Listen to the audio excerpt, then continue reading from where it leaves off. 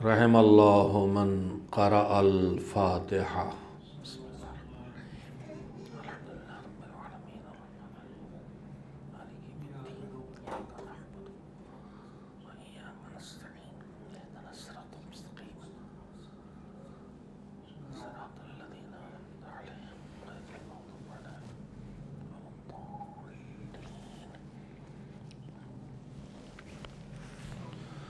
اعوذ باللہ من الشیطان اللعین الرجیم، بسم اللہ الرحمن الرحیم۔ الحمد للہ رب العالمین، والعاقبۃ للمتقین، والجنۃ للمؤمنین، والنار للملحدین، والصلاة والسلام علی سید الانبیاء والمرسلین، سیدنا و نبینا و شفیعنا ابی القاسم محمد، اللہم صل وآلہ الطیبین الطاہرین المعصومین المظلومین، واللعنۃ الدائمۃ الباقیۃ علی اعدائہم اجمعین من الآن الی یوم الدین، اما بعد، فقد قال اللہ سبحانہ وتعالی فی کتابہ المبین، وہو اصدق الصادقین، وقولہ الحق۔ بسم اللہ الرحمن الرحیم۔ ومن یطع اللہ ورسولہ ویخشى اللہ ویتقہ فاولئک هم الفائزون۔ صلوات بھیجیں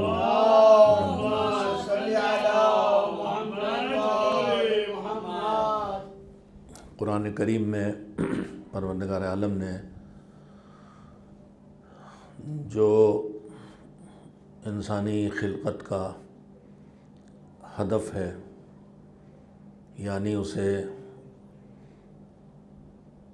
اپنے نظام تربیت میں لا کے اسے کامیاب بنانا، کامیابی تک پہنچانا۔ وما خلقت الجن والانس الا لیعبدون، اللہ کہتا ہے کہ ہم نے اپنی عبادت کے لیے پیدا کیا ہے، تو کبھی کبھی ہمارے دماغوں میں یہ خیال پیدا ہو جاتا ہے کہ یہ تو ہم اللہ کے کام آنے کے لیے بنائے گئے ہیں، مگر یہ غلط فہمی ہے ہماری، جو اس لیے پیدا ہوتی ہے کہ ہم اللہ کو پہچانتے نہیں ہیں۔ اگر ہم اللہ کو پہچانیں تو ہمیں اس کے پہچاننے میں ایک بات یہ معلوم ہوتی ہے کہ وہ کسی چیز کا کبھی ضرورت مند نہیں ہوتا، وہ محتاج نہیں ہے، غنی ہے، اسے کسی چیز کی کبھی بھی کوئی ضرورت نہیں ہے۔ تو پھر جب اسے کسی چیز کی ضرورت نہیں ہے تو پھر ہماری عبادت، چاہے وہ تکبیریں ہوں، چاہے وہ نمازیں ہوں، چاہے وہ ہماری زکوٰۃ ہو، حج ہو، کچھ بھی ہو، یہ طے ہے کہ اس کو ہماری ضرورت نہیں، اگر ہم نے اللہ کو پہچان لیا ہے۔ تو اب اللہ جب یہ کہے گا کہ ہم نے اپنی عبادت کے لیے خلق کیا ہے، تو خود بخود بھی سمجھ میں آ جائے گا کہ جب اسے کسی چیز کی ضرورت نہیں ہے تو پھر اسے ہماری عبادت کی ضرورت بھی نہیں ہے۔ اب عبادت کے لیے خلق کرنا کیا مقصد ہے؟ تو سیدھے سیدھے بات سمجھ میں آ جاتی ہے کہ یہ بھی ہمارے ہی لیے ہے۔ میں اس پر تفصیل سے باتیں کر چکا ہوں گزشتہ برسوں میں اسی منبر سے، کہ اللہ نے ہمیں کیوں بنایا ہے۔ قرآن مجید اس کو بتا دیتا ہے۔ قرآن میں جگہ جگہ کہتا ہے کہ یہ زمین آسمان، یہ کائنات خلق لکم وسخر لکم، تمہارے لیے بنایا اور تمہارے قابو میں بھی دیا ہے۔ پھر کہتا ہے کہ یا ایھا الناس اعبدوا ربکم الذی خلقکم والذین من قبلکم لعلکم تتقون، کہتا ہے وما خلقت الجن والانس الا لیعبدون، کہتا ہے فاتقون یا اولی الالباب لعلکم تفلحون۔ تو اگر قرآن مجید کو دیکھا جائے تو آدمی یہاں نہیں اٹک جائے گا کہ ہم اس کی عبادت کے لیے پیدا ہوئے ہیں، تو اب اس کو اس کا فائدہ، ہمیں کیا فائدہ؟ ہمیں سجدوں سے زحمت اٹھانے، جاگنا، صبح نیند چھوڑنا، کمائی کے پیسوں سے خمس نکالنا، زکوٰۃ دینا، اس سب سے ہمیں کیا فائدہ ہے؟ اس کا فائدہ بھی ہمیں ہے۔ میں نے جو آیتیں پڑھی ہیں اگر ان کو جوڑا جائے گا ایک دوسرے سے، اور تفسیر کا جو سلسلہ ہے قرآن مجید کی تفسیر، اس میں ایک تفسیر کا عنوان ہے تفسیر القرآن بالقرآن، قرآن کو قرآن سے سمجھا جائے۔ قرآن کو سمجھنے کے مختلف طریقے ہیں۔ سب سے پہلا طریقہ ہے قرآن کو قرآن سے سمجھنا۔ قرآن کوئی ایک ایسی کتاب نہیں ہے جو چیپٹر بنا کے لکھی جائے کہ ایک چیپٹر میں سب ایک ساتھ آ گیا۔ قرآن 23 برس میں آہستہ آہستہ نازل ہونے والی کتاب ہے۔ جب جو ضرورت ہوئی وہ بات انسانوں تک پہنچا دی گئی، اور پھر جہاں اس کی بات کے رکھنے کی جگہ تھی حکم پیغمبر سے اس سورہ میں آیت اس جگہ رکھ دی گئی۔ تو کسی ایک آیت یا کسی ایک سورے کو پڑھ کے اس کے اندر اگر کوئی پیغام ہے تو اس سے کوئی فیصلہ نہیں لیا جا سکتا۔ میں یہیں پہ دوسرا جملہ بھی کہنا چاہتا ہوں کہ ایک ہے تفسیر القرآن بالقرآن، قرآن کو قرآن سے سمجھنا، لیکن وہ ہم پورا نہ سمجھ پائیں گے۔ ہمارے پاس قرآن کا حصہ بچ جائے گا جو ہم اپنی تنہا عقل سے قرآن ہی کے سہارے نہ سمجھ پائیں گے۔ اس وقت ہمیں ضرورت پڑے گی ان کی جو بارگاہ خداوندی سے قرآن جن کو دے کے بھیجا گیا تھا، جن کے گھر میں نازل ہوا تھا، جو جانتے تھے کہ کس آیت کی کیا تفسیر ہے اور کیا تعویل ہے، یعنی اس حصے کو سمجھنے کے لیے محمد و آل محمد علیہ السلام اور اہل بیت کی ضرورت پڑے گی۔ تو قرآن کو سمجھنے کا پہلا طریقہ ہوا قرآن سے قرآن کو سمجھنا جہاں عقل کام کرتی ہے۔ دوسرا طریقہ ہوا قرآن کو ان سے سمجھنا کہ جو اہل بیت علیہ السلام ہیں، جو قرآن کے برابر ہیں اور جن سے قرآن کے سمجھنے اور سمجھانے میں کوئی غلطی ہونے والی نہیں ہے۔ میں یہاں پہ جو گزارش کرنا چاہتا ہوں، دین کے سمجھنے کا ذریعہ بھی یہی چیزیں ہیں۔ ایک ہے قرآن کو سمجھنا، دوسرے ہے دین کے مختلف احکام کو سمجھنا۔ ایک راستہ ہے قرآن مجید اور دوسرا راستہ ہے اہل بیت علیہ السلام کے ارشادات اور سیرت۔ میں عرض یہ کرنا چاہتا ہوں، ایک جملے میں بات آ گئی کہنے کی جگہ، کہ اگر میں کسی ایک جگہ ایک آیت میں میراث کا کوئی حکم بیان ہو تو میں اسی ایک آیت سے میراث کے حکم کا فیصلہ نہیں کر سکتا جب تک کہ پورے قرآن میں میراث سے جڑی ساری آیتوں کو نہ دیکھ لوں۔ اگر کسی ایک جگہ کوئی ایک آیت میں پڑھتا ہوں توسل اور وسیلے کے مسئلے سے، اور مجھے لگتا ہے کہ یہاں قرآن کہہ رہا ہے کہ وسیلہ نہیں ہو سکتا، براہ راست اللہ سے رابطہ کرنا ہے، مثلا ایاک نعبد و ایاک نستعین سے کسی کے دماغ میں یہ بات آ جاتی ہے کہ وسیلے کی گنجائش نہیں، سیدھے اس سے رابطہ کرنا ہے، تو میں فوراً فیصلہ نہیں کر سکتا جب تک کہ پورے قرآن کو نہ پڑھ لوں کہ اس سلسلے میں اور جگہوں پر اسی سبجیکٹ اور موضوع پر اللہ نے کیا بتایا ہے۔ تو جس طرح قرآن کی ایک آیت یا ایک سورے کو پڑھ کے کوئی فیصلہ نہیں کیا جا سکتا جب تک کہ اس موضوع اور اس سبجیکٹ سے جڑی ہوئی ساری آیتوں کو سمجھ نہ لیا جائے اور دیکھ نہ لیا جائے۔ بالکل اسی طرح سے روایات اہل بیت محمد و آل محمد علیہ السلام کے ارشادات، اس میں تھوڑی ہمنگ ہے، اس کو کم کریں، ویلوم کم کر دیں، ٹھیک ہو جائے گا۔ ایک صلوات اور بھیجیں محمد و آل محمد۔ 14 معصومین نے، جیسے قرآن 23 برس میں نازل ہوا ہے، حسب ضرورت جب جس موقع کی بات ہوئی اس موقع کی آیت نازل ہوئی، ویسے ہی یہ پیغمبر خدا صلی اللہ علیہ وآلہ وسلم اور ان کے بعد 13 معصومین میں 12 ائمہ اور حضرت فاطمۃ الزہرا سلام اللہ علیہا،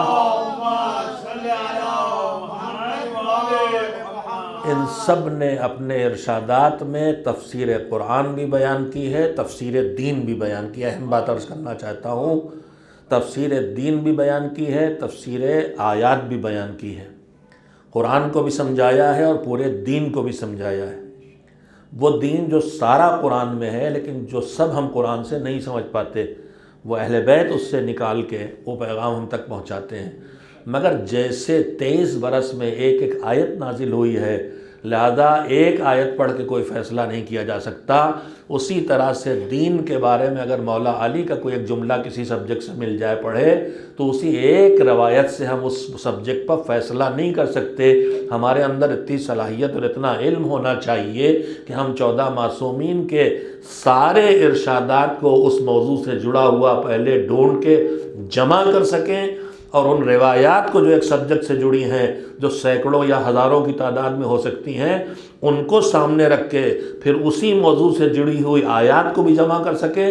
جب ان آیات اور روایات کو جو سب ایک موضوع سے جڑی ہیں، مثلا نماز سے، مثلا زکوٰۃ سے، مثلا عدالت الہیہ سے، مثلا علم غیب سے، مثلا خلقت نور سے، جب ساری آیات اور روایات کو جمع کر لیں تب اس لائق بن سکتے ہیں کہ اگر سب کو سمجھ پائے تو اب نکالے فیصلہ کہ حکم خدا کیا ہے۔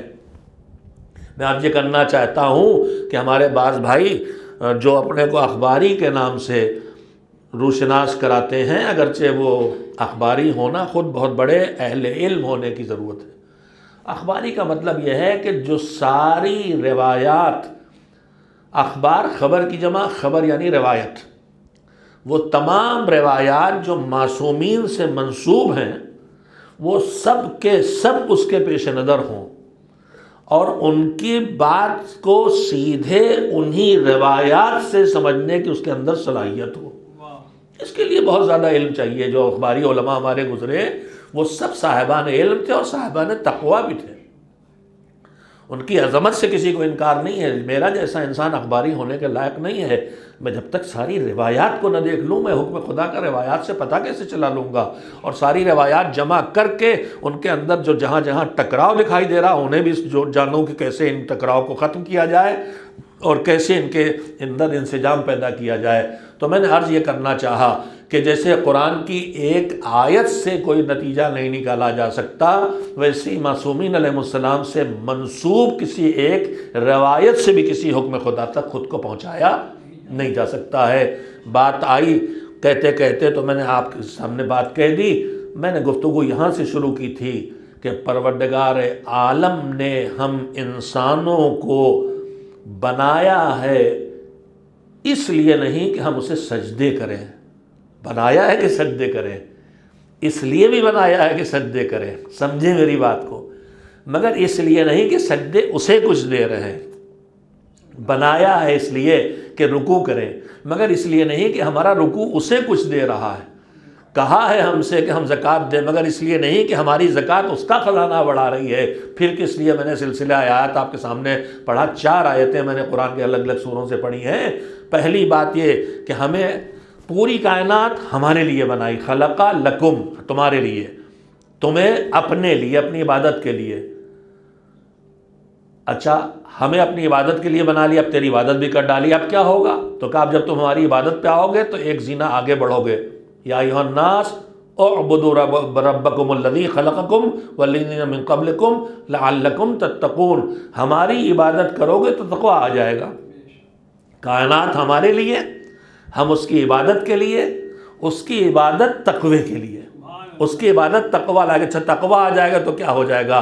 پھر اللہ کہتا ہے فاتقون یا اولی الالباب لعلکم تفلحون، اے عقل مندو تقوی کی راہ پر چلو تاکہ کامیاب ہو جاؤ۔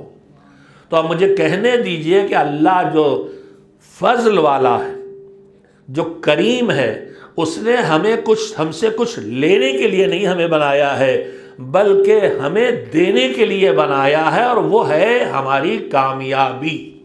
اللہ ہمیں کامیاب دیکھنا چاہتا ہے، اور اس کامیاب دیکھنے کے لیے جو اس نے نظام بنایا ہے اس نظام کا نام ہے دین۔ اور کربلا کے تذکروں کے سہارے ہم جو جمع ہوئے ہیں، میں نے اس دوسرے عشرہ مجالس کا عنوان رکھا ہے اسلام دین عقیدہ و عمل۔ اسلام دین عقیدہ و عمل ہے۔ کیوں؟ میں نے گزشتہ مجلس میں عرض کیا تھا کہ کربلا کے یاد کا اہتمام جو پروردگار کی طرف سے ہے وہ اس لیے ہے کہ اسے یہ انتظام کرنا تھا کہ قیامت تک یہ دین باقی رہے، اس لیے اس نے امامت کا اہتمام کیا۔ مگر جو امامت تک پہنچے وہ ایک ہی پیت پر، ایک ہی راستے پر چلتے چلتے، جیسے آدمی ایک راستے پہ چلتا ہے تو سونے لگتا ہے، اونگنے لگتا ہے، تو سونے نہ پائے، جاگتا رہے۔ اس جاگتے رہو کے نظام کو انسان تک پہنچانے کی اس نے کربلا دے دی۔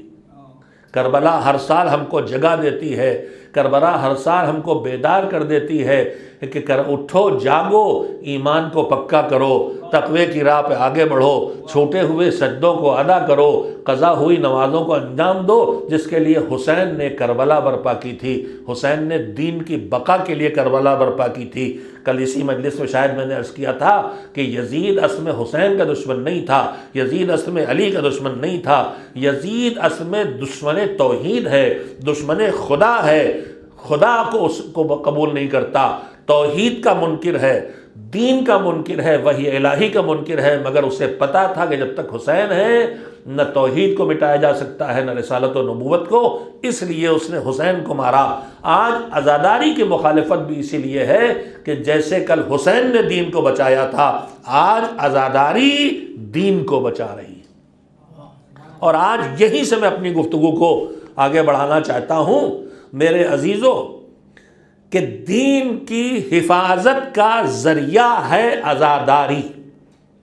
میں انتہائی قیمتی بات ہے جو عرض کرنا چاہتا ہوں، اگرچہ رات کافی ڈھل چکی ہے، نصف شب کے قریب مجلس ختم ہوتی ہے، لیکن بہرحال میرے سامنے جو 3-4 لوگ ہیں، قانون کی سخت پابندی کرتے ہوئے ہم نے 4 کی گنتی کو پورا رکھا ہے۔ فی الحال ان میں سے 3 جاگ رہے ہیں، ایک تھوڑا سے سو رہے ہیں۔ ایک صلوات مل جل کے بھیجے محمد و آل محمد۔ میں ایک انتہائی قیمتی بات کہنا چاہتا ہوں میرے عزیزوں، ہم آپ سب جانتے ہیں دین کس لیے؟ ہمیں کامیاب زندگی دینے کے لیے، ہمیں کامیاب بنانے کے لیے، ہمیں نجات دلانے کے لیے، ہمیں فلاح تک پہنچانے کے لیے، ہمیں کامیابی تک پہنچانے کے لیے۔ جو میں آیت پڑھتا ہوں روزانہ کہ وَمَن یُطِعِ اللَّهَ وَرَسُولَهُ، سورہ نور کی آیت ہے، آیت نمبر 52۔ اور آج ہی میں نے غور کیا کہ 114 سورے ہیں، ان میں 14واں سورہ ہے سورہ نور۔ اگر مجھ سے غلطی نہ ہوئی ہو، بہرحال میں متیقن تو نہیں ہوں، لیکن میری یادداشت یہ ہے کہ شاید 14ویں نمبر کا سورہ بھی دیکھ لیں گے، غلط ہوگا تو کل صحیح نمبر ہی بتا دیں گے۔ خیر چلیے، ماشاءاللہ سے آج کل ہر چیز اویلیبل، ابھی چیک ہو جائے گا۔ ہاں چیک کر کے بتائیے، ایک صلوات بھیجیے محمد والا۔ اب مجھے ذرا شبہ ہو رہا ہے 14واں ابراہیم، 24 ہوگا نور۔ ہاں اب آج سے 24 کو برا نہ کہیے گا، سورہ نور ہے۔ صلوات بھیجیے محمد والا۔ سورہ نور کی آیت نمبر 52 ہے۔ آیت نمبر 52 میں اللہ کہہ رہا ہے اللہ و رسولہ، جو اللہ کی اطاعت کرے اور اس کے رسول کی اطاعت کرے، وَيَخْشَ اللَّهَ وَيَتَّقْهِ ہے۔ اور میں نے کل بھی یہ لفظ دونوں دہرائے تھے، آج بھی اس کی تشریح میں نہیں جا سکوں گا۔ خشیت اللہ بھی اختیار کرے اور تقوی کی راہ پہ بھی آئے، دونوں کو ترجمہ اردو میں ہے اللہ سے ڈرے، اللہ سے ڈرے۔ یہ ڈرے ڈرے 2 بار نہیں ہے، خشیہ الگ چیز ہے، تقوی الگ چیز ہے۔ تفصیلی گفتگو اس لیے آج نہیں کروں گا، دھیرے دھیرے سامنے آئے گی بات۔ تو 4 اصول ہیں، اللہ کی اطاعت 1، رسول کی اطاعت 2، خشیت اللہ 3، تقوی 4۔ اب قرآن مجید کہتا ہے مَن یخشی اللہ ویتقِ فَأُولَٰئِکَ هُمُ الْفَائِزُونَ، یہی وہ لوگ ہیں جو کامیاب ہونے والے ہیں زندگی کے۔ 4 اصول اگر اپنا لیں، 4 اصول اپنائیں گے، اطاعت الہی، اطاعت رسالت، اس کے بعد خشیت اللہ، اللہ کا ایک خاص قسم کا ڈر، اور تقوی اللہ کا ایک دوسری طرح کا ڈر۔ اللہ سے ڈر کی مختلف قسمیں ہو سکتی ہیں۔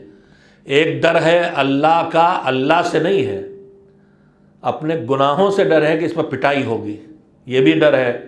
جیسے بچہ غلطی کر بیٹھے تو ماں باپ سے ڈرتا، تو ماں باپ ظالم تھوڑا ہی ہے، غلطی کی اس پر ڈر رہا۔ ایک ہوتا ہے جیسے ہم جاتے ہیں کسی باعظمت شخصیت کی خدمت میں، آیت اللہ العظمہ سیستانی کے پاس پہنچ گئے، رہبر انقلاب کے پاس مقدر سے پہنچ گئے، اب جاتے ڈر لگ رہا ہے۔ کاہے کہ ڈر لگ رہا، کیا پٹائی کر دیں گے؟ کہ نہیں، بات اس کی نہیں ہے، بات اس کی ہے کہ ان کے علم، ان کی عظمت، ان کا کردار، ان کا تقوی مجھے لرزائے دے رہا ہے۔ تو اب یہ ڈر جو ہے یہ کسی نقصان کا ڈر نہیں ہے۔ ایک ڈر میں آ گئی بات تو کہی دوں، آج نہیں کہنا چاہتا تھا، سانپ سے ڈرتا ہوں میں، بچھو سے ڈرتا ہوں میں، شیر سے ڈرتا ہوں میں، بمبئی کی زبان میں، لیٹسٹ زبان میں بھائی سے ڈرتا ہوں میں۔ میری جوانی میں دادا ہوتے تھے، اب بھائی ہو گئے۔ تو یہ ڈر کا ہے کہ ڈر اس کا ہے کہ کاٹ لے گا، یہ ڈنک مار دے گا، یہ جلا دے گا، یہ گولی مار دے گا، نقصان کا ڈر۔ تو ایک ڈر ہوتا ہے نقصان سے، یہ ڈر جو ہے، جو نقصان کا ڈر ہے، یہ ہے تقوی، مگر اللہ سے نقصان نہیں پہنچے گا۔ میں نے اللہ کی بات نہیں مانی ہے، واجب چھوڑا ہے، حرام کیا ہے، تو یہ ڈر اس کی وجہ سے پیدا ہو رہا ہے، یہ ڈر اس کی وجہ سے پیدا ہو رہا ہے۔ تو میں حد میں اللہ سے نہیں ڈر رہا ہوں، اللہ کی عدالت سے ڈر رہا ہوں۔ اللہ کا ڈر نہیں، وہ عادل ہے اور میں نے گناہ کیے ہیں، اگر اس نے فضل نہ کیا تو پٹائی، یہ ڈر وہ ڈر ہے۔ لیکن خشیہ کا مطلب یہ نہیں ہوتا۔ خشیہ کا مطلب وہی ہے کہ جو مثلا مرجع تقلید، جس کی زندگی بھر تقلید کی ہے، اس سے ملنے گئے تو ان کے سامنے جاتے ہوئے ڈر لگ رہا ہے کوئی بے ڈنگی بات نہ ہو جائے، کوئی چوک نہ ہو جائے۔ یہ جو ڈر لگ رہا ہے یہ کسی خوف سے نہیں ہے، وہ تو پیار کریں گے، وہ تو دعا دیں گے، وہ تو تحفہ دیں گے، وہ تو محبت کریں گے، وہ تو عنایت کریں گے۔ پھر کہیں گے ڈر کا، ان کی عظمت کا احساس، ان کی معرفت، ان کو تھوڑا سے پہچانا ہے تو ڈر لگ رہا ہے۔ تو میرے عزیزوں، احساس عظمت بھی ڈر آتا ہے۔ خشیت اللہ کا مطلب ہے عظمت الہی کا احساس کر کے ڈرنا۔ اور اب یہیں سے مسئلہ حل ہو جاتا ہے۔ کبھی کبھی ہم دیکھتے تھے نماز کے لیے علی جا رہے ہیں تو کانپ رہے ہیں، گڑ گڑا رہے ہیں، سجدوں میں رو رہے ہیں، بس چہرہ زرد ہو رہا۔ ہم سوچتے تھے تو معصوم ہیں، انہیں کاہے کا ڈر ہے؟ انہیں اپنے گناہوں کا ڈر نہیں ہے، یہ عظمت الہی کا احساس کر رہے ہیں، اس لیے ان کا بدن لرز رہا۔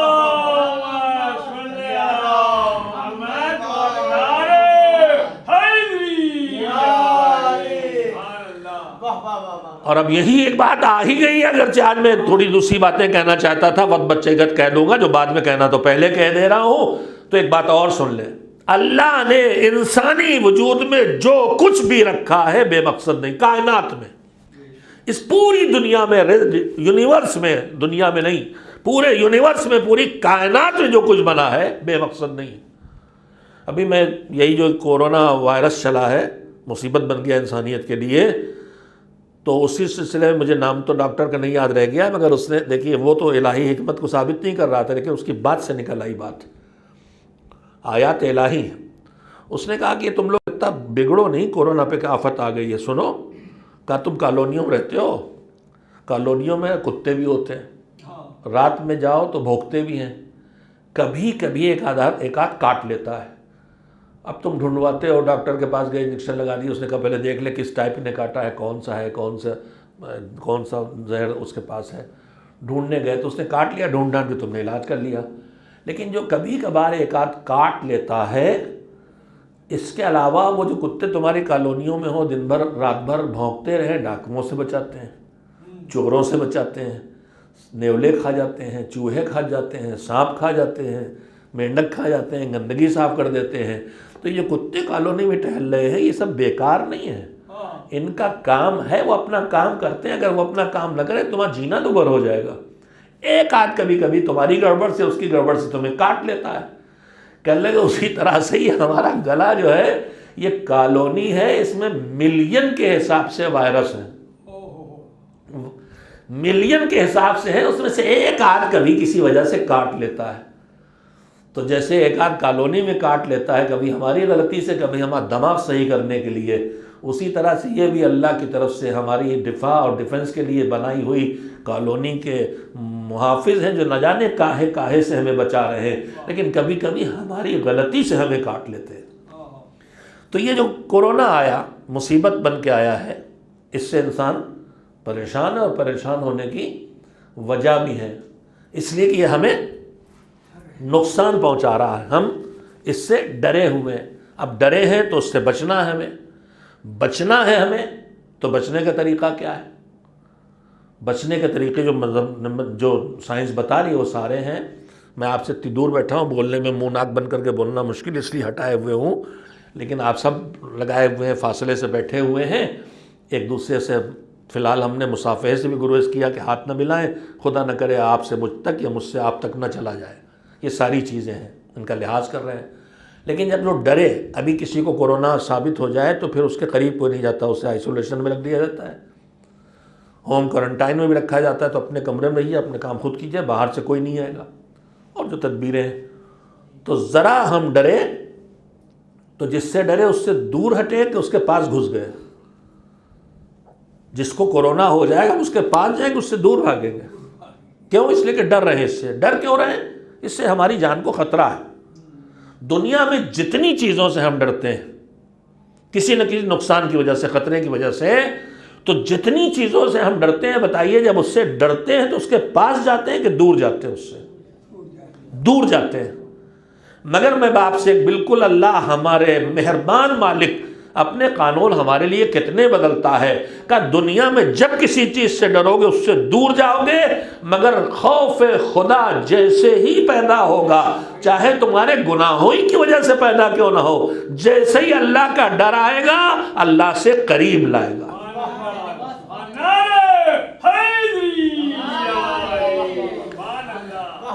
اور ڈر قریب ہی نہیں لاتا، اب ڈر قریب دور لے جاتا ہے، اور اگر قریب آ گئے تو جتنا ڈر بڑھتا ہے دوریاں بڑھاتا ہے۔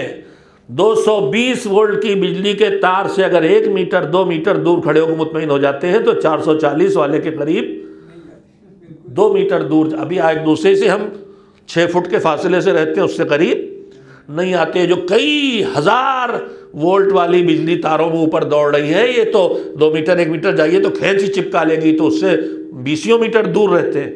تو جتنا ڈر بڑھتا ہے اتنی دوری بڑھاتا ہے۔ پہلی سچائی یہ ہے کہ ڈر دوری پیدا کرتا ہے، دوسری سچائی یہ ہے کہ جتنا ڈر بڑھتا ہے اتنی دوری بڑھاتا ہے۔ خالق کائنات مہربان مالک نے دونوں نظام بدلے۔ میرا ڈر مجھ سے قربت پیدا کرے گا، جتنا خوف خدا بڑھاتے چلے جاؤ گے اتنی قربت الہی کی منزلیں آتی چلی جائیں گی۔ ایک صلوات مل جل کے بھیجیں محمد و آل محمد علیہ وسلم۔ میں پھر وہیں سے جلدی سے لے آؤں، اچھا خاصا وقت ذرا جو کہنے نہیں آیا تھا اس کے کہنے میں لگا دیا میں نے، لیکن بہرحال بیکار باتیں نہیں۔ دیکھیے مجلس پر فرشادہ پہ آدمی آئے تو کچھ نہ کچھ لے کے جائے، کم سے کم اجر و ثواب اپنی نیک نیتی پہ، ورنہ پھر آیا ہے اجر و ثواب تو پھر نماز میں بھی ہے، تلاوت میں بھی ہے، ہزار چیزوں میں ہے۔ یہ ممبر کے پاس 1 گھنٹہ بیٹھنے کا مسئلہ جو ہے یہ خالی اجر و ثواب کا نہیں ہے، ورنہ اللہ نے نماز جمعہ میں خطبے کیوں رکھے ہوتے ہیں؟ اب خالی خطبے میں اجر و ثواب نہیں ہے، ورنہ نماز ہی 4 کے بجائے 8 رکعت کروا دیتا جمعے کے دن۔ نماز تو کر دی چھوٹی اور خطبہ لگوا دیا۔ تو صرف اجر و ثواب مقصود نہیں ہے، کچھ پانا، کچھ دینا، کچھ پہنچانا ذمہ داری ہے۔ اس منبر کی ذمہ داری اس پر آنے والے اور اس کے پاس آنے والوں دونوں کے لیے۔ یہاں سے آدمی جائے تو یا علم میں اضافہ کر کے جائے، یا معرفت میں اضافہ کر کے جائے، یا بصیرت میں اضافہ کر کے جائے، یا ایمان کو پکا کر کے جائے، یا تاریخ کو سیکھ کے جائے، یا اخلاق کو کچھ سنبھال کے جائے، یا خوف آخرت کچھ بڑھا کے جائے، یا ذکر فضائل سن کے ان سے وابستگی کا اضافہ کر کے جائے، کچھ تو یہاں سے لے کے جائے۔ یہ ہے مجلس کا ہدف۔ تو میں نے بات کہاں سے شروع کی تھی کہ اللہ نے دین ہمارے لیے بنایا، ہمیں کامیابی سے ہمکنار کرنے کے لیے، اور اس دین کی بقا کا انتظام کیا۔ میں کل انشاءاللہ عرض کروں گا کہ دین کی زندگی میں ضرورت اور دین کی اہمیت، اور اللہ نے پوری کائنات کی جتنی نعمتیں ہمارے لیے فراہم کی ہیں ان میں دین کی نعمت ساری نعمتوں کے مقابلے اس کی قیمت کتنی ہے یہ ہم محسوس کریں۔ ایک جملے سے میں صرف آپ کو کہوں کہ دین کی قیمت کا اندازہ لگائیے، پوری کائنات میں جو ہوا چل رہی ہے اس کا ایک فرشتہ ہے، بس ایک فرشتہ ہے، اپنا کام کر رہا ہے۔ بارش کا ایک فرشتہ ہے، روزی کا ایک فرشتہ ہے، ہر چیز کا ایک فرشتہ، موت کا ایک فرشتہ ہے، پورا نظام دنیا جو چل رہا ہے ایک ایک فرشتے کے حوالے۔ مگر یہ اندازہ لگائیے کہ نظام دین جب آیا تو پھر اس نے فرشتے بھی لگائے، اور انسانوں میں جو بہترین انسان تھے وہ سب اس پہ لگا دیے۔ کسی اور کام پہ علم اسی نے پہنچایا ہے۔ جتنے علوم ہمارے پاس آئے ہیں علم اسی کے دیے ہوئے، چاہے فزکس ہو، چاہے کیمسٹری ہو، چاہے میتھمیٹکس ہو، جو سچائیوں کو کھوجنے والے علم ہیں، یا جو ہمارے ہنر کو باہر لانے والے علم ہیں، یا جو ہمیں اس دنیا سے واقف کرانے والے علم ہیں، سب اس کے ہیں۔ سب کچھ اسی کا دیا ہوا ہے اور اسی کا بھجوایا اور پہنچایا ہوا ہے، مگر دین کے علاوہ کسی چیز کے پہنچانے کا اتنا بڑا اہتمام نہیں دیکھنے کو ملتا۔ کائنات میں اس کی مخلوق کے درمیان اس کی ذمہ داریاں بٹی ہوئی ہیں۔ ذمہ داری سورج کو بھی ملی، چاند کو ملی، سب کو ملی، پھر اس کے بعد ملائکہ کو ملی، روح کو ملی۔ انسانوں میں اس نے ذمہ داریاں بانٹی، نبوت و امامت کے شکل میں پہلے نمبر پر، پھر علماء و فقہا کی شکل میں، پھر سب تمام صاحبان ایمان کی شکل میں ذمہ داریاں بانٹی۔ مگر اس پوری کائنات میں جو ذمہ داریاں بٹی ہیں ان میں جو سب سے افضل ہے، ذرا توجہ دیں گے تو بات کہوں گا، جو سب سے افضل کائنات ہے وہ کون ہے؟ جبریل ہے؟ نہیں۔ میکائیل ہے؟ فرشتہ ہے کوئی جن ہے؟ نہیں، انسان افضل ہے۔ ان افضل کائنات میں جو سب سے اونچے انسان ہے، ان انسانوں میں سب سے اونچے کون ہیں؟ کہا ان میں سب سے اونچے نبی ہیں، ان میں سب سے اونچے رسول ہیں، ان میں سب سے اونچے امام ہیں۔ ہم نے کہا ان میں جو سب سے اونچے ہیں پوری کائنات میں کہ مخلوق میں ان سے اونچا کوئی نہیں، کہا وہ محمد مصطفیٰ صلی اللہ علیہ وسلم، اور ان کے نور کے ٹکڑے علی مرتضیٰ، اور ان کا رسالت کا حصہ فاطمۃ الزہرا سلام اللہ علیہا، اور ان کی پاکیزہ نسل ہے۔ یہ ہے افضل کائنات۔ آدم سے ساری دنیا میں آدم سے لے کے خاتم تک سے افضل، اور ان میں خاتم افضل اور خاتم کی ذات افضل۔ ساری کائنات میں جو سب سے افضل ہیں، اتنے افضل کہ سید الملائکہ جبریل جن کے گھر میں خادم بن کے آتے ہیں، اللہ نے ان افضل کائنات کو جو ذمہ داری دی وہ کہے کہ دی، دین پہنچانے کی ذمہ داری دی، دین پھیلانے کی ذمہ داری دی، دین بچانے کی ذمہ داری دی۔ اب عزیزوں خود سمجھو کہ اگر دین سے بڑی کوئی نعمت تمہارے پاس ہوتی تو پھر یہ ذمہ داریاں، دین سے بڑی کوئی نعمت ہے، جو ذمہ دار ہیں ان کی افضلیت بتا رہی ہے کہ جو سب سے بڑا کام ہے وہ سب سے بڑے کو دیا جاتا ہے۔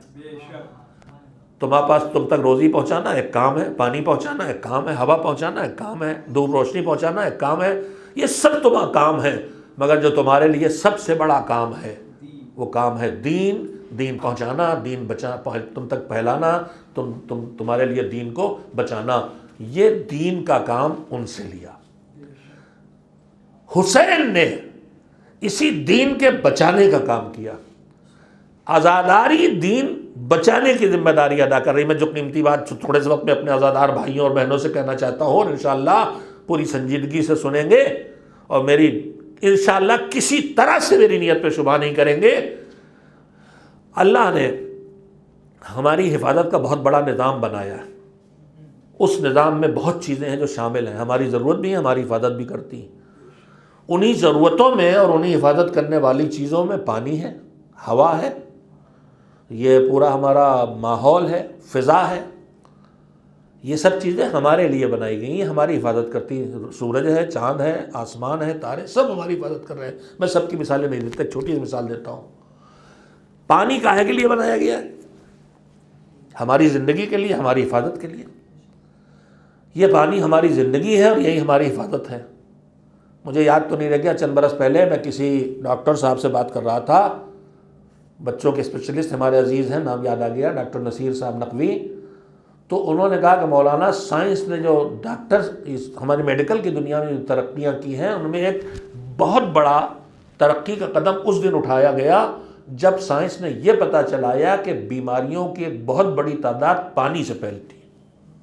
انفیکشن جو ہے وہ پانی کے ذریعے جاتا ہے، اب سامنے آیا ہوا سے بھی آ رہا، لیکن سب سے زیادہ اس وقت تک انسان کو نہیں پتا تھا کہ بیماری پانی سے آ رہی ہے، ہم پانی پی رہے ہیں ان سے آ رہی، نہیں پتا تھا، دھیرے دھیرے پتا ہوا سب۔ تب پانی سے بیماریاں پھیلتی، اس کے بعد ایک دم سے زندگی بچانے کا نظام بہت زیادہ مضبوط ہو گیا اور بہت سی بیماریاں ایک ساتھ ڈھونڈ لی گئی اور تلاش کر لیا گیا اور انسانی زندگی کی حفاظت ہو سکی۔ تو پانی اللہ نے بنایا کس لیے؟ ہمیں مارنے کے لیے، بچانے کے لیے۔ لیکن یہی پانی ہمیں مارنے لگتا ہے کہ نہیں؟ اکثر زہریلے پانی ہمارے شہروں میں ہو جاتی غلطی، کہیں کچھ مل گیا، سیول لائن سے ادھر سے ادھر ٹرانسفر ہو گیا، معلوم ہو گیا مار گیا۔ تو یہی پانی جو ہمیں بچانے کے لیے بنا تھا، یہی ہمیں مارنے کا ذریعہ بن گیا۔ کیوں؟ کیا ہوا؟ تو بات یہ ہے کہ ہم نے پانی کو تمہاری حفاظت کے لیے، تمہاری زندگی کے لیے، تمہیں بچانے کے لیے بنایا ہے، لیکن یہ پانی تمہیں تب تک بچائے گا جب تک تم پانی کو بچاؤ گے۔ اگر میں پانی کا کھلا رکھ دوں اور اس میں گندگی پڑ جائے تو پانی قصوروار نہیں، قصور میرا ہے۔ اگر میں دریا میں کارخانوں کی گندگی ڈالوں اور پی کے بیماری آ جائے تو پانی قصوروار نہیں، قصور میرا ہے۔ تو یہ پانی میری حفاظت تب تک کرے گا جب تک میں اس کی حفاظت کروں گا، یہ ہوا میری حفاظت تب تک کرے گی جب تک میں اس کی حفاظت کروں گا۔ جب تک میں پانی کو بچاؤں گا مجھے بچائے گا، جب میں اسے بچانا چھوڑ دوں گا اسی دن سے وہ مجھے بچانا چھوڑ دے گا۔ بس میں نے بات کہہ لی آپ سے، دین مجھے بچانے کے لیے، عزاداری مجھے میرا ایمان بچانے کے لیے، عزاداری میرا دین بچانے کے لیے ہے، مگر یہ عزاداری مجھے تب تک بچائے گی جب تک میں عزاداری کو بچاؤں گا۔ خالص پانی میری زندگی کا ذریعہ ہے، اگر اس میں علاقے کے جراثیم مل گئے تو وہی جان کا خطرہ بن جائے گا۔ ویسے ہی مخلصانہ عزاداری میری دین کی حیات کا ذریعہ ہے، لیکن اگر اس عزاداری میں ریاکاری کے جراثیم مل گئے، اگر اس عزاداری میں دکھاوے کی زہریلے پانی مل گئے، اگر اس عزاداری میں رسم و رواج کے جراثیم شامل ہو گئے، تو یہی عزاداری جو ہمیں بچانے آئی ہے، یہی عزاداری ہم کو مار بھی سکتی ہے، اس لیے کہ ابھی عزاداری نہیں رہ گئی، یہ میرا بگاڑا ہوا زہریلا پانی ہو گیا۔ پانی قصوروار نہیں ہے، میری لاپرواہی قصوروار ہے۔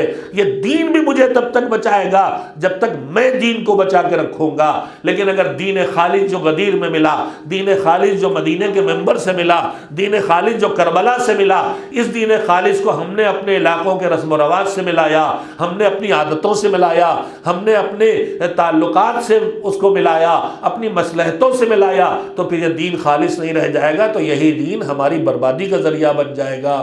صحیح چشمے سے خالص چیز کا لینا ضروری ہے، ورنہ یہی دین جو کربلا میں قربانی دینے والے پیدا کر دیتا ہے، اسی اسلام کے نام پر حسین کے مقابلے میں دوسرا لشکر کھڑا ہے جو ظلم کر رہا ہے، قتل کر رہا ہے اور نسلیں چھوڑ کے جاتا ہے، تو IS اور داعش کے نام پر جو دین ہی کے نام پہ گردنیں کاٹ رہے ہیں۔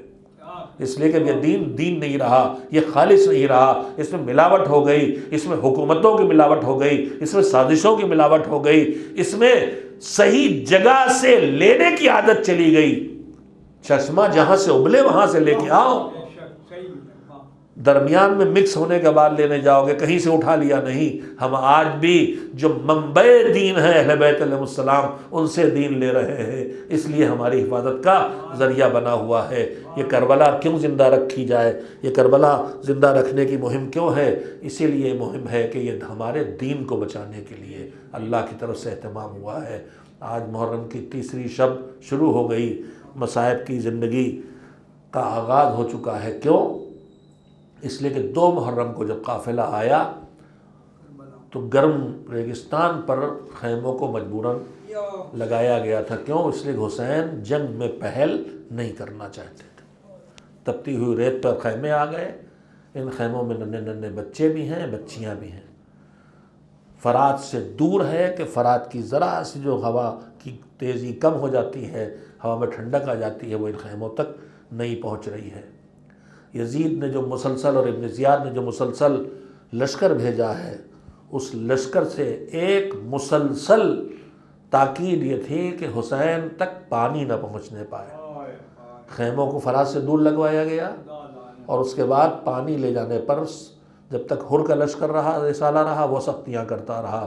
اور اس کے بعد مسلسل لشکر آتے رہے اور سختیاں بڑھتی رہیں اور فرات کے پہرے بڑھتے رہے.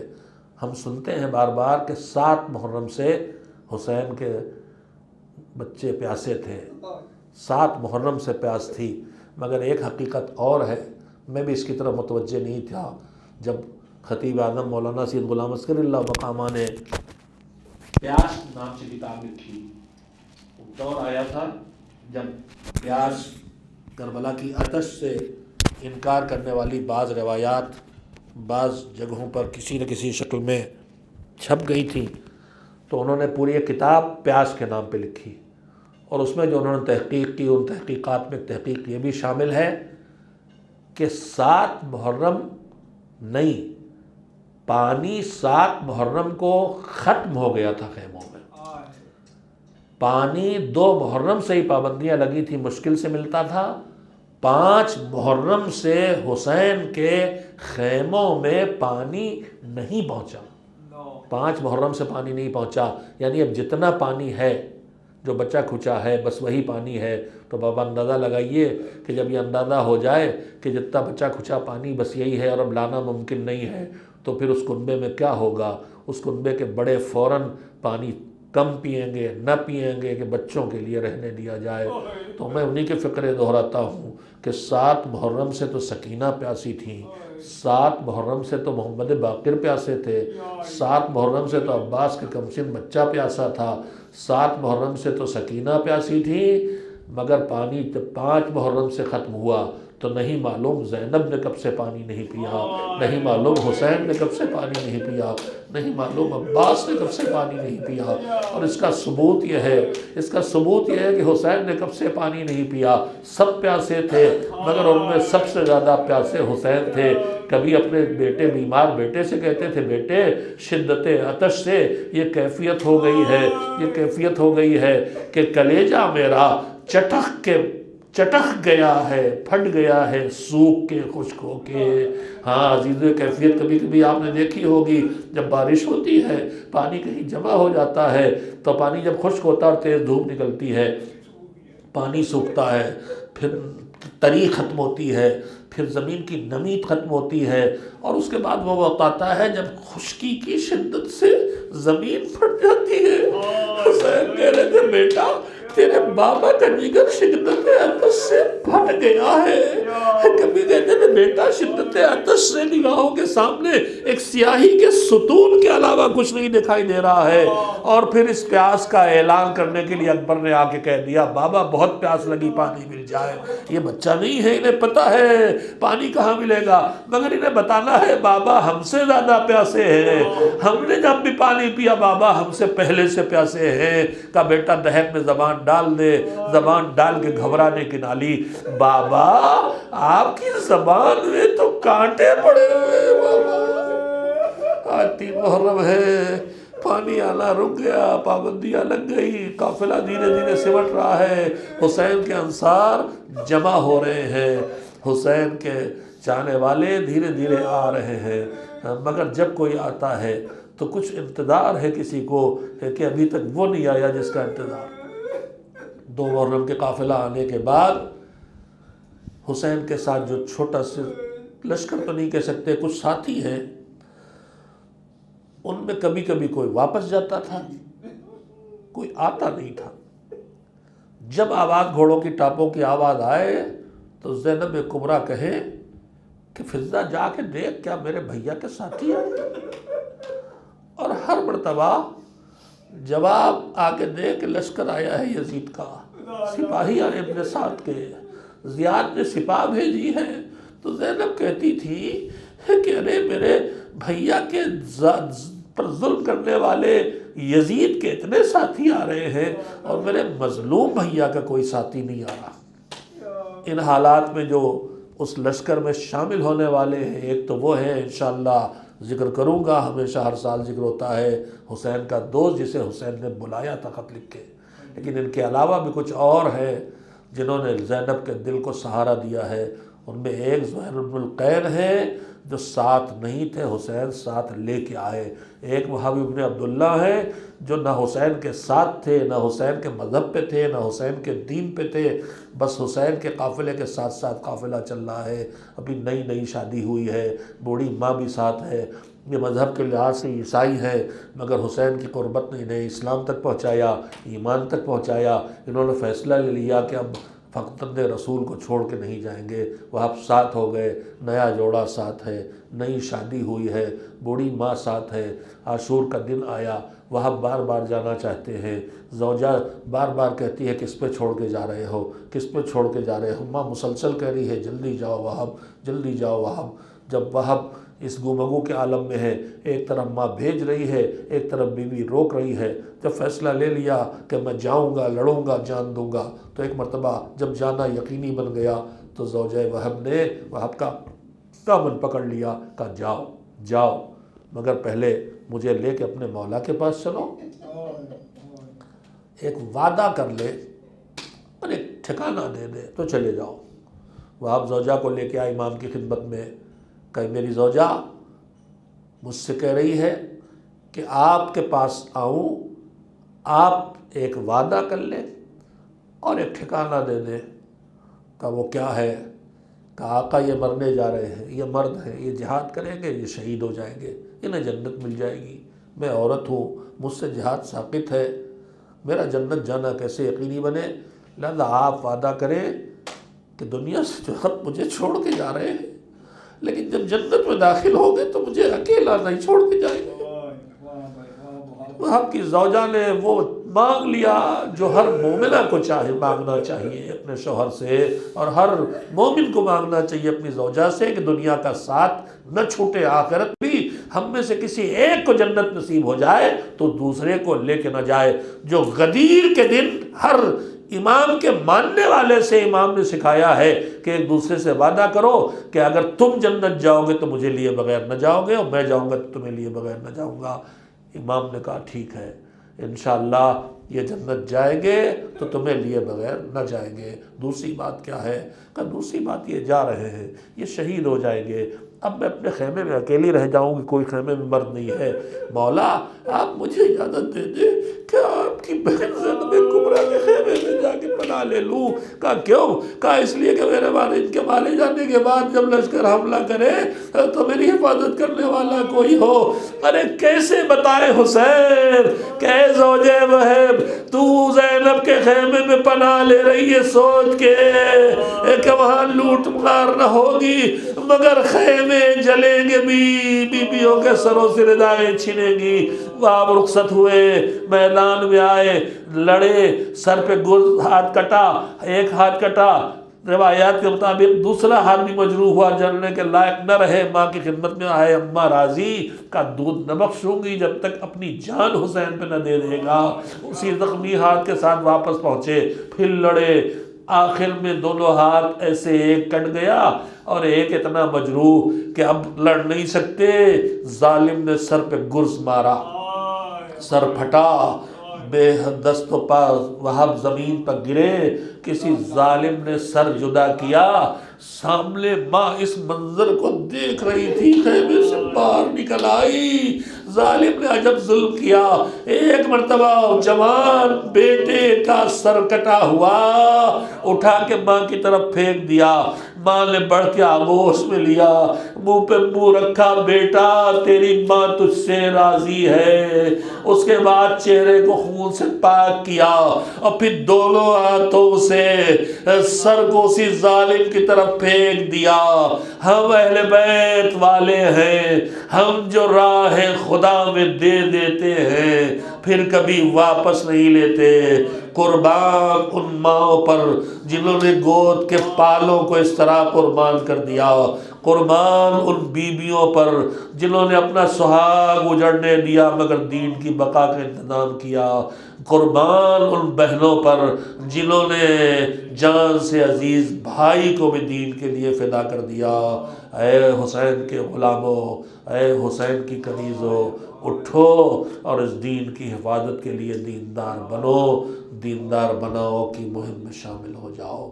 وَسَيَعْلَمُ الَّذِينَ ظَلَمُوا أَيَّ مُنقَلَبٍ يَنقَلِبُونَ أَلَا لَعْنَةُ اللَّهِ عَلَى الْقَوْمِ الظَّالِمِينَ اللهم تقبل منا إنك أنت السميع العليم۔